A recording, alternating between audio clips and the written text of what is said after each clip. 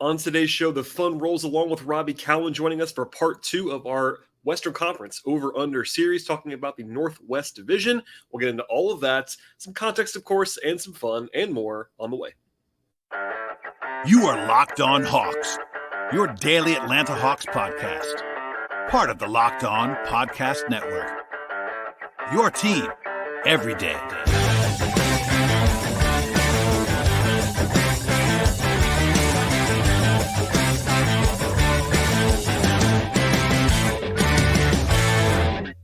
Hello, friends. Welcome to episode 1552 of the Locked On Hawks podcast. I am your host, Brad Rowland, coming to you on a Tuesday here in September. And I want to tell you at the top of the podcast, make it your first listen each and every day. Check us out and subscribe anywhere you get your podcasts, places like YouTube on the video side, or Apple or Spotify on the audio side. And this is a continuation of myself and Robby Kalland talking about over-under. So if you missed it, part 1 of this multi-part discussion happened earlier this week about the Pacific Division.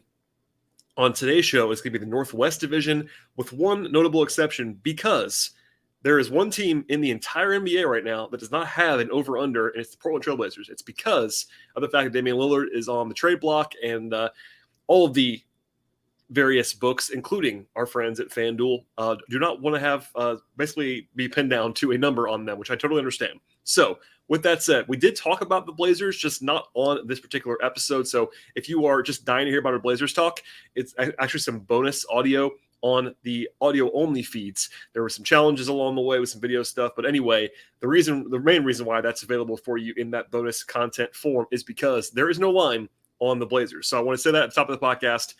Other than that, we will get into the rest of the Northwest Division on this podcast, from the top with the Nuggets to the Wolves, the Thunder, and the Jazz. And without any more delay, myself and Robby Kalland talking about the Northwest right now.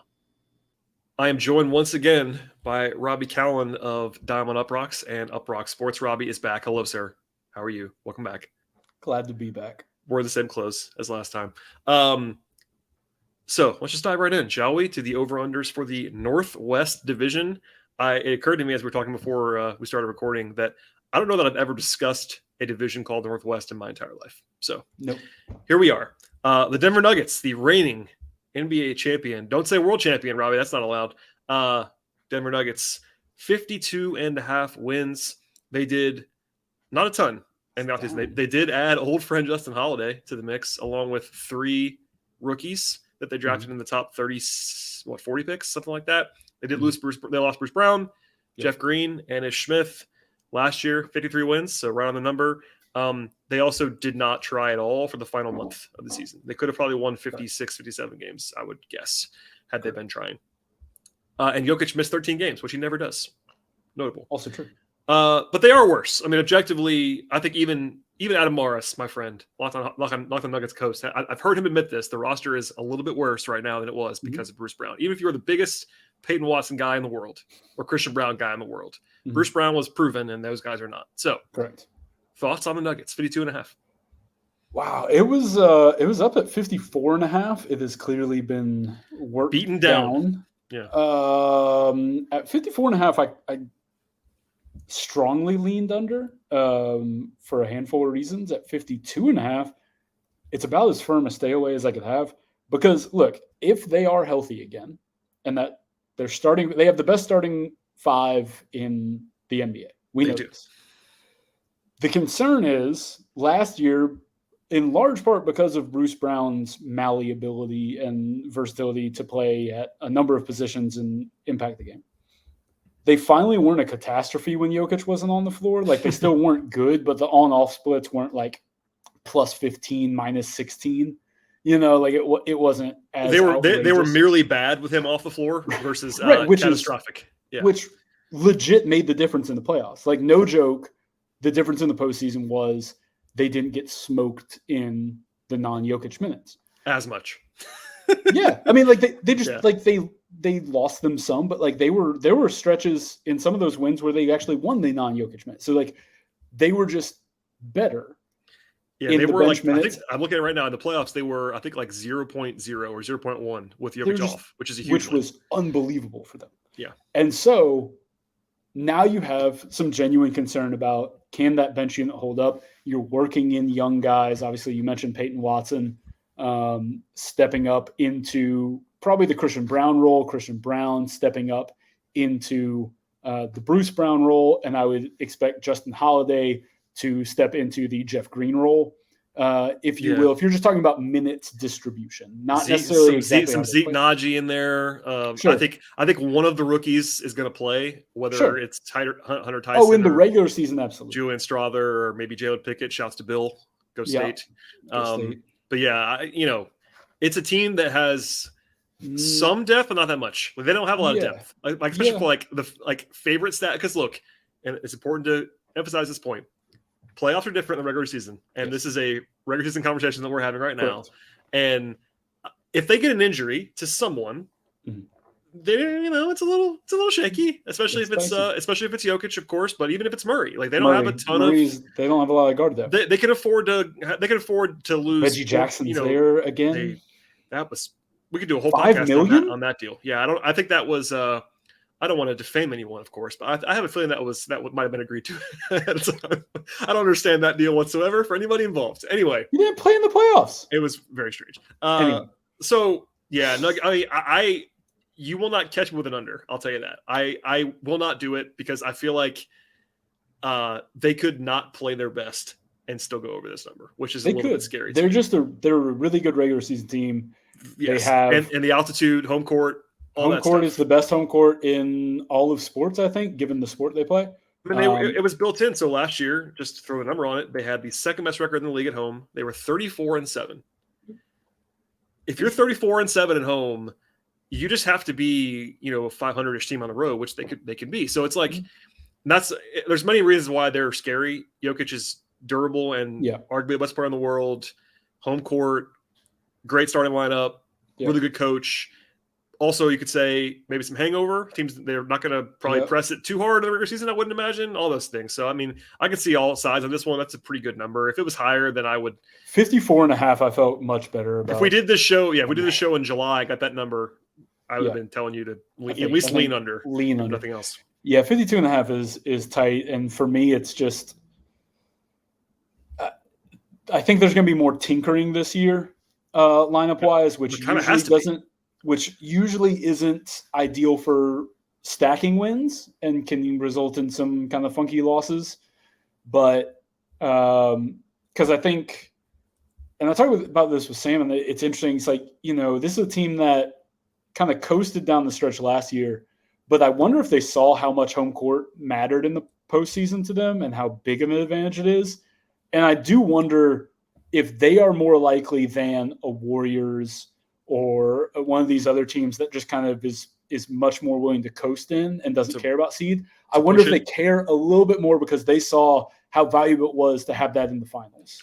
And last year, just to say it, it was so weird. They were able to not try it all late and still had such and still be the 1 seed because of how down the rest of the conference was. It was very strange in a way that we talked about on the last show, Pacific preview. That doesn't seem to be likely to happen again. I feel like somebody's going to be up there with them, whether it's Phoenix, whether it's Golden State, or whoever you want to say it's going to be. I feel like there's going to be or the Lakers, or I'm looking at other Grizzlies again if they make a run. All that to say, I'll be surprised if the Nuggets can go 7-10 in their last 17, which they did last year, and get the number 1 seed still. Yeah. That's agreed. That's not going to happen again. Agreed.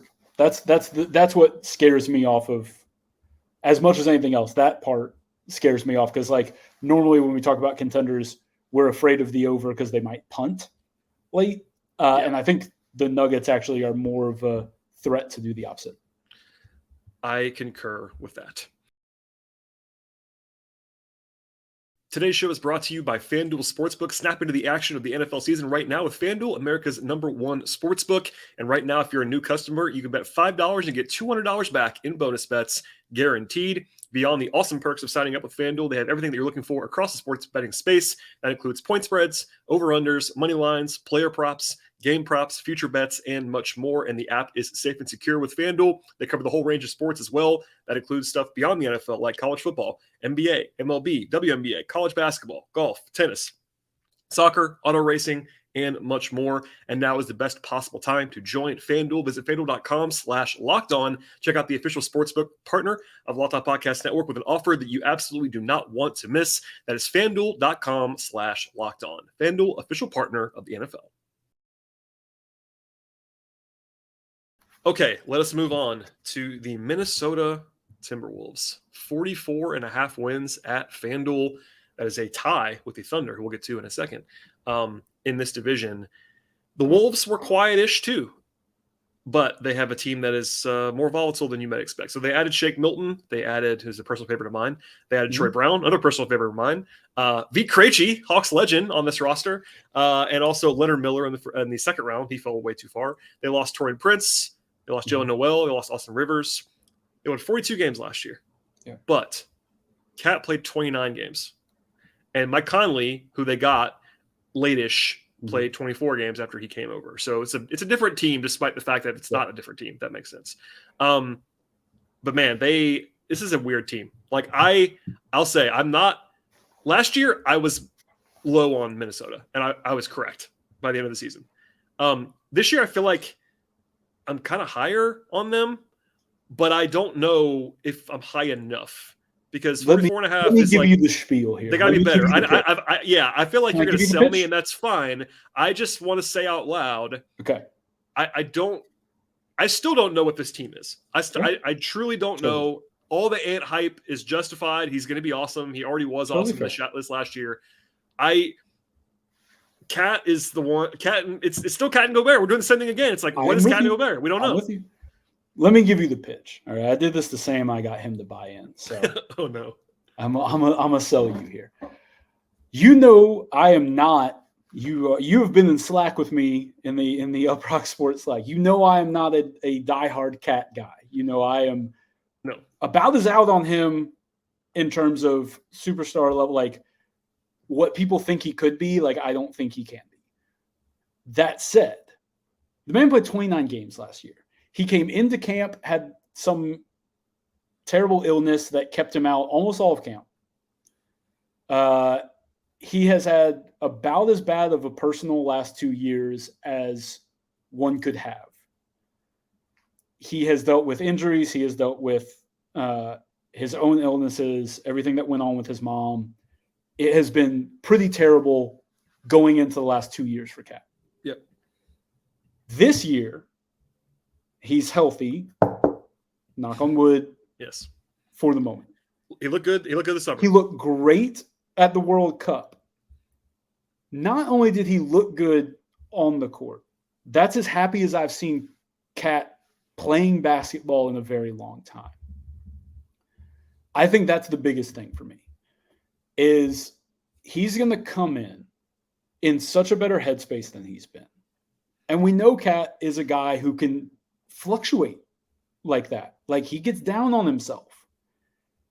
Him coming in a better headspace, feeling good about his basketball, feeling good about where his body is, all of that, I think takes a lot of the pressure off Anthony Edwards, despite all of the hype coming in. Because I think if you're getting a good version of Cat, and he's able to play, let's call it 60 games, 60 to 65. Let's say, because he usually was fairly durable. He was a durable guy. And so, and again, this goes to kind of the same reason Jokic is a durable guy, kind of floor-bound centers that play a little bit play a decent amount on the perimeter, not taking a bunch of knocks, not taking all that. I still have concerns about the Gobert-Towns relationship. But Mike Conley's the Rudy Gobert whisperer. Like, he is the guy that gets Gobert the most out of Rudy offensively. He always has. He's also good. Mike Conley's just good. Mike Conley's just good. And I think that'll also help Cat as well, because I think he'll be able to put Karl in positions that will elevate his game. But particularly with Gobert before the Conley trade was like bad offensively. The splits, I don't have them in front of me. Sam had them. But the splits are like pretty severe. Conley and Gobert without Conley. That is a big thing for me. Well, there was some Russell in there. D'Angelo Russell and Gobert clearly did not like each other.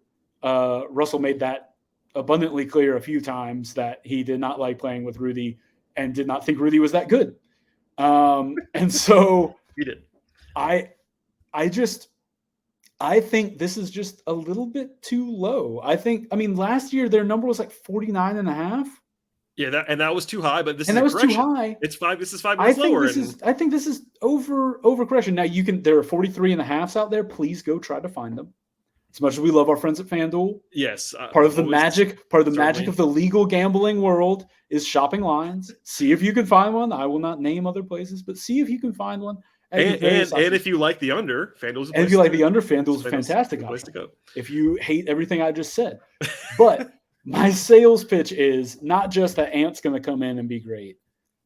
I think he was really good last year. It's that I think we get a good version of Cat. I don't think we get some MVP caliber season from Karl-Anthony Towns because I don't think that exists. No. However, if Karl-Anthony Towns can be a really good number 2, I think they can pretty comfortably get to this number. Yeah, and I this stuff doesn't matter as much, but I kind of like their depth moves. Like I like Shake Milton as a rotation guy. Yeah. I like bringing back Nickeil Alexander-Walker. Like I think Troy Brown is a competent bench wing. Like they did some stuff on the margins that I didn't hate. They do lose Torian. McDaniels is really good. McDaniels is very good. And don't punch walls. I will say if they lose Conley, it's a little dicey, and he's older, so that's a question. But yeah, I don't buy it as much as you, but I do lean over at this number. I think it's a little low. I'll put it on the books, especially at 43. Put it on the books, says Kalland. We have one on the board from Robby.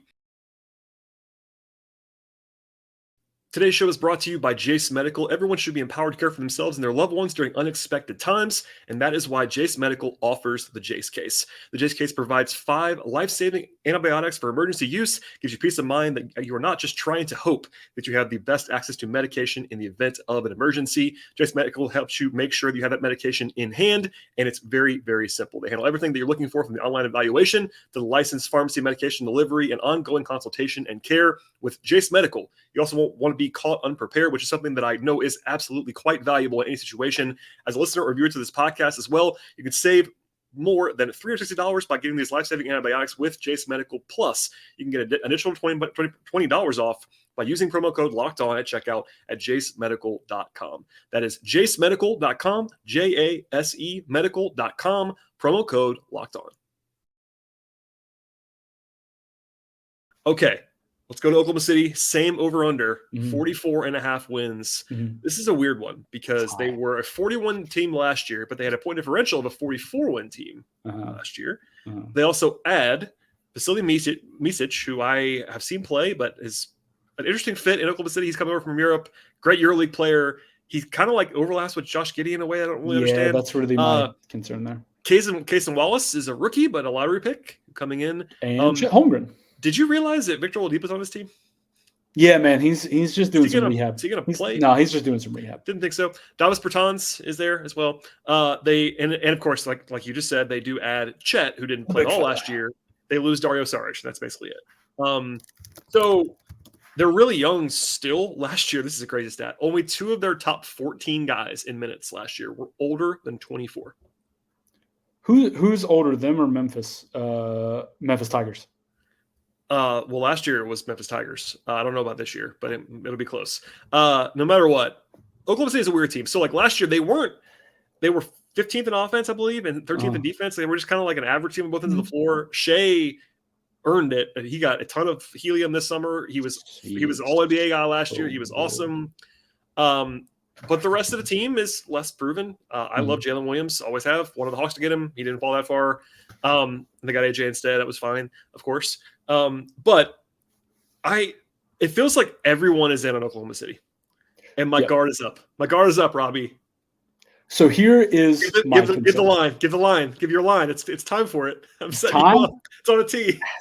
Yes, progression isn't linear, baby. So here's the thing. I'm even high on. I think they're going to be really good. I'm high on OKC as a unit, as a long-term project. Here is my pitch for the under to the good people of the Locked On Hawks listeners. There is a very big difference between going from a 20-something win team to a play-in team. And there is a very different level to take the leap from play-in team to top 6 playoff team, which is basically what you have to believe they are to go over this number at 44.5. Yep. That 5 wins, that 5 wins is so much harder to get than the 15 wins from 25 to 40. It really is. Especially when you're this young. It's just like when you're this young. And we'll get to this when we get to the Southeast, because you can basically copy paste this argument for the Orlando Magic. Okay? Yeah. Like, it is so hard to get those next 5 wins. I mean, look, think of yourselves, Hawks fans. Like, think of how hard it is to go from that 500 team to 46, 47, 48 win. Like, it's really hard. You can be a good team. There's so much talent in the NBA right now. I went through it with Sam. Like, it's crazy how good the 20th best team is in the NBA right now compared to what it was 10 years ago in terms of the way the talent is dispersed across the league. Shai Gilgeous-Alexander, you could call him a top 10 player, and I wouldn't really find fault in it. He's very good. You could, I mean, this might be getting some hot water on this podcast. How many point guards are you taking over Shai right now? Steph is 1. I mean, Dame, if he plays like last year, maybe. And that's still a maybe. That's still a maybe. I mean, I think that's the list. And look, I think I'm higher on Trey than most at this point, and I don't think you're going to find many people that are going to take Trey over Shai at this moment in time. Even Hawks fans. I mean, maybe I'm sure some exist. And again, like, that's not even. Again, this is not me saying like that's a knock on Trey or anybody. Definitely that's me saying how good Shai has been over the last, I'd say, 18 months of basketball that we've seen him play. He has been unbelievable. The growth he's shown, his ability to score at all 3 levels and to impact the game on both ends. And, a lot of focus on like the way he's able to get to the line, but he also has good games when he's not getting to the line. Like, his free throw rate's kind of crazy. And maybe that regresses, but like his efficiency is so good at everything else that like even in the World Cup, he wasn't like parading to the free throw line and he was still dominating games. Like, it's kind of crazy the leap that he's been able to take, especially when you consider like what they've been doing around him, how often they've just kind of sat him to end. Like, they shut him down 2 straight years and he still was able to make these leaps. That's crazy impressive on his end to be able to put the work in to do that, because like he wasn't playing a ton and then all of a sudden they finally throw him out there for a full season and he's dominant. Like, that doesn't happen a lot. Like, you think about the guys who tend to get shut down and usually you're like, okay, well, they're picking their spots. They're not playing back-to-backs. It's much easier to have a great impact when you're fresh. And I was kind of worried about that with him because of the way they were handling him. And then he plays a full season last year. He's unbelievable. Yeah. And so that to me is as impressive as anything he's done. But I say all of that, and I think Chet's going to be really good. I think it's really hard to win 5 more games in the West. Here's my thing, and I love Chet. I'll say this now. I'm very, very, very high on Chet. Robby, he's still a rookie. He's never played in the NBA. And there's a lot of people that are like just penciling in Chet to be like good, like capital G good in the NBA in his first season. And I just can hardly ever get there. You know what I mean? It's like one of those things where – and they need him as the thing. Like, right. I know they played so small. I mean, and they got away with it. They played very, very small last year, and it was exploited at times. You know, they had Muscala, who you and I love, and he's a real competent NBA center. But like when he wasn't playing, they were playing like Kevin. Well, they also had Dario, and Dario had Saric, and they were playing small, and it worked. But now they'll get more attention, and I think Chet's going to be good for. In fact, I think I might invest in Chet Rookie of the Year stuff. I think a fade of Wemby is probably maybe a move there. I think Scoot might be the number 1 guy I'd go with. But anyway, but he's still going to be, for all intents and purposes, a rookie. So I'd be skeptical on some level of that. But yeah, I think it's like against my nature to not have the under here. But I'm not going to give it out. I think that I would lean under, but they could make you 44.5. Yeah, they could win 50 games. It would not shock me. really good. Dagno's a very Very good. impressive young coach. To get that much defense out of a young team is pretty crazy. And I know some of that is they did a very good job identifying defensive talent. Jalen Williams is unbelievable. They basically have done a better job of building what Masai Ujiri tried to build in Toronto with just like arms everywhere. Length. But they're just more, like I talked about with Sam, it's like they're just more skilled everywhere. Everywhere, like they're not just like hyper athletes that are long, like they all have defined skill sets, which is the difference in terms of the way that they've built compared to Toronto recently. Yeah, so but still under for me. I think I don't know if I want to lock it up because it's pretty comfy at 44.5. I'm not gonna do that, but I see cozy. all the reasons. I see all the reasons. They're all there, and it's also kind of a fade the public move. I feel like everyone's gonna be on the over there. Yeah, and not us on this. Nah. All right, let's go to Utah. 35.5 is the number at FanDuel with a juice to the over right now. They had a weird summer. They didn't really lose anyone of consequence. It was like Damian Jones and Hawks legend Rudy Gay, and they lost everybody of consequence at the deadline. Yeah, right. I was gonna say that's worth noting that they did shed traded everybody. Conley, Beasley, Vanderbilt, etc. at the deadline. But they do add John Collins, who's a good NBA player, and as this podcast will always attest, and a bunch of talented young guys who may not help them win now. Keontae George, Taylor Hendricks, Bryce Ball, etc.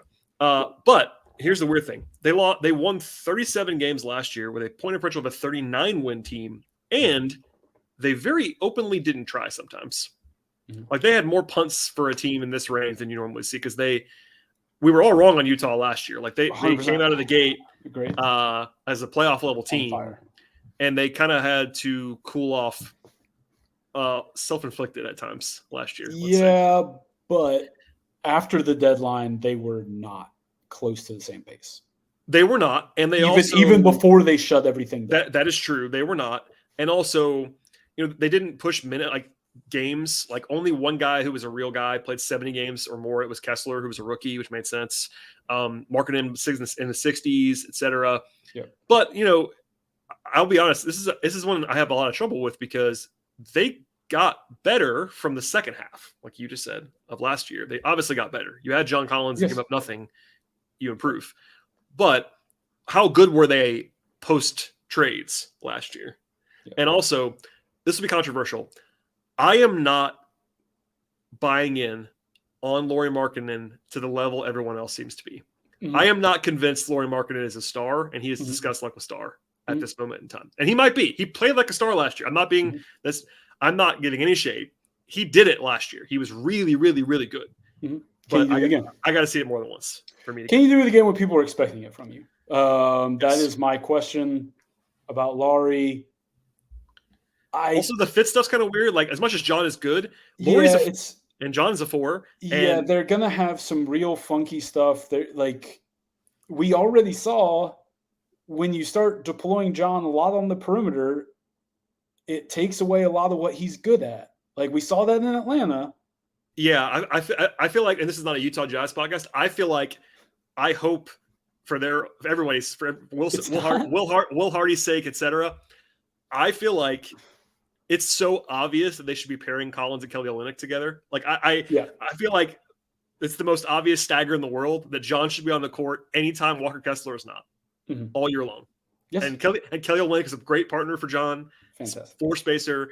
This is a Hawks podcast. Everybody knows what I think about John, but like, I do have questions about, like, presumably they're going to start Lauri, John, and Walker Kessler. Yeah, and I don't know if that works. Also, they don't have a point guard. I mean, your guy Colin Sexton will be there. Okay, they don't have a great passing point guard. They don't have a great passer on the whole roster. They also have some shooting questions. So here's my issue. Chris Dunn, who I like a lot, is reborn. He's reborn. Shout out to Chris Dunn, who barely played for the Hawks, but he's reborn. He can't shoot. Taylor Horton Tucker can't shoot. No, he can't. Walker Kessler still can't shoot at this point. Your best shooter again. Here you go again. Like, maybe John bounces back, but like, you don't want to deploy him. Just so we don't get yelled at, I'll just say, yes, I know Keontae George is going to be there. Keontae George is a post lottery rookie. He's probably not going to be very good as a rookie. As a rookie, I'm not saying anything bad. Again, same point I'll make about Taylor Hendricks, who's also a guy I love, top 10 pick. Rookies are bad, mostly, especially rookie point guards. Yes. If you're not Chris Paul or you're not second half of season Trae Young, you're not good. If you're a rookie point guard, we saw it. Jaden Ivey, great example, was generally awful, as far as impacting winning. And anyway, I just don't want you to get yelled at or me to get yelled at about the point guard situation because, yes, they do have Keontae George. They don't have a real NBA. Okay, they don't have an NBA proven point guard. They do not. But here's the thing: when you have they got Simone Kentucky though, my guy. When you have most of your talent beyond Jordan Clarkson, my guy. When you have most of your talent consolidated to the front court, it is vital to have a point guard to set them up in the right places. Vital. If you don't have that, you will not be very good. Well, even if George does pop, for instance, just to be charitable, he's a scorer. He's not a set up point guard. He's a scorer. That's what I'm saying. And so is Sexton. So you don't have that table set. And this is long in future when we get to the Sixers pod. This is the biggest concern I have with Philly if they move Harden is it's not replacing any of the scoring. It's they don't have a passer. No, and you have to get Embiid and you have to get Embiid the ball on his spot on time. The same thing goes for Collins. Collins will thrive if he has a pick and roll guy that he can roll to the rim and get lobs and do all of that. And we've seen that in Atlanta. But if you're not getting him the ball on time, his impact is lessened. Lauri Markkanen was great last year, but part of that was Mike Conley helped set him up. Mike Conley's gone. I think that's a concern for Utah in terms of how are they getting into the offense? Because again, I think Will Hardy's a very good coach. I think they can be a very good defensive team because, as you have stumped for many times, John Collins is a good defender. John's a good defender. If you John Collins and Walker Kessler on defense, that's a lot of good stuff. Pretty good 4 and 5. And Lauri, while not a great defender, if he's playing the 3, he's huge. He's just gigantic. Huge. Suddenly you're just massive. So you're I don't gigantic. know. I go under here. Yeah, I mean, I can't. Not a lot, but somebody's got to lose more games in the West. The Jazz seem like a prime option for that. And again, like you said, they're better than the second half team they were last year roster wise, but they still have the same glaring need at point guard. And they also could move some veterans. That's also got to be baked into this. They could once again, if they move Olynyk, if they move, Clarkson, could maybe, I know he just, worked a new extension or whatever. But they signed him early enough. It's the bogey thing. They signed him early enough. They could do it if they wanted to. They can move that deadline. Their veterans still could, outside of Lauri, I think they're pretty committed to he's their guy. They could still continue to strip down some things at the deadline. This is a pretty decent under for me. It's Danny Ainge. He's not going to be averse to doing it. Let's just say no. There are conflicting things here because just to say it, they were 8-14 post deadline last year. That's not great. Minus four net rating. There was some punting in there, but they didn't totally punt.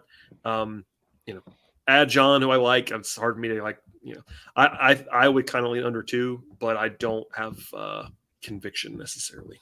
All right, Robbie, we've done enough on the Northwest Division. I appreciate you giving me some time. We will have your time permitting 4 more of these. We are 2 of 6 at this point. Anything to plug at the end of the podcast? Sports. Come read us over on UPROXX.com. Sports, dime, all that stuff. For college football fans, the Puntcast, rolling right along, clipping along. I will say, as you heard, this last week's show was unhinged. So if that's your first experience with the podcast, I don't know if you're going to like it or not, but it's fantastic. Yeah, it was a bit off the rails. Unhinged my apologies? ? If you have children, don't listen to it with anybody else in the car. I had to make that disclaimer.